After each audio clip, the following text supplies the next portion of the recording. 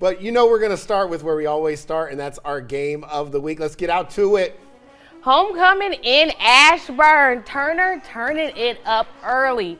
4th and 15 from one King to another. Trey King hitting a wide open King Bateman for the easy score. They're on the board first.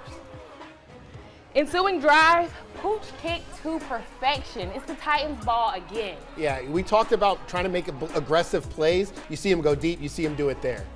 Yeah, and that's the easy score right there again for the blue and orange. King said he wanted to get his first rushing touchdown tonight, and that's exactly what he did right there. Wilcox finally hits the field with just under 3 remaining in the first quarter. They go for it on 4th and 22, turnover on downs. I think when you get big stops early in the game, it sets the momentum, and obviously Wilcox frustrated. Titans give it right back. Wilcox takes advantage. Out the Wildcat, sophomore Malachi Murphy totes that one in. 2-point conversion is good. It's a 4-point game. Getting the ball out of half gave the Pats the scoop they needed, and then right there, they get it right back again. Talk about a momentum shift, Aaron. The momentum big there when you get a turnover on downs like that. Huge there for the Wilcox Patriots. The Titans find the end zone one more time, but it was a little too late. And I caught it with Coach after the big win.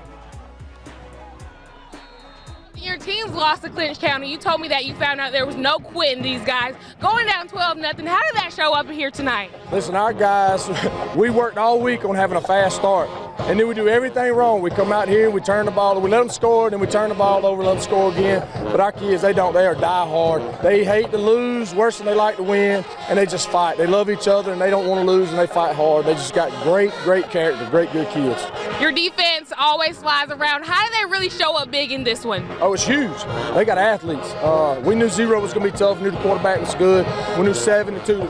They got athletes. They got big line, and Miles Davis flying around again. You know, that's huge. He makes plays, it seems like, all over the field, and just the relentless effort, the passion he has when he's playing, it just spills over to all the rest of them. They just play hard for each other.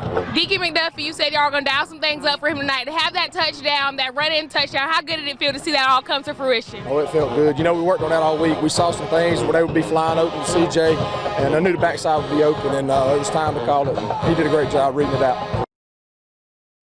You can see the smile on Coach's face there when you mentioned Deacon. That's pretty cool. I try not to say your son because, I mean, you know, coach and player. Coach's kid, player. They got to separate, right?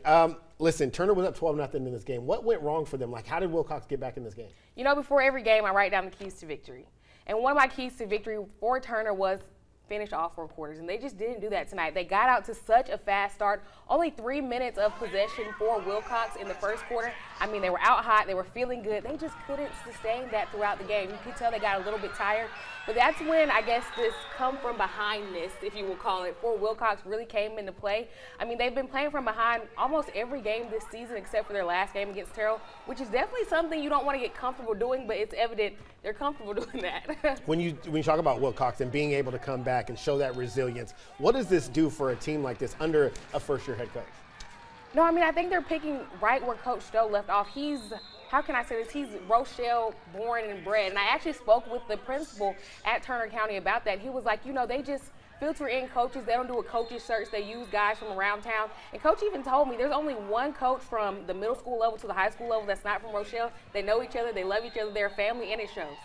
I do have to kind of mention Turner County has to be excited about where they're going because this is 2 weeks in a row where these games aren't blowouts anymore, and they're getting closer and closer.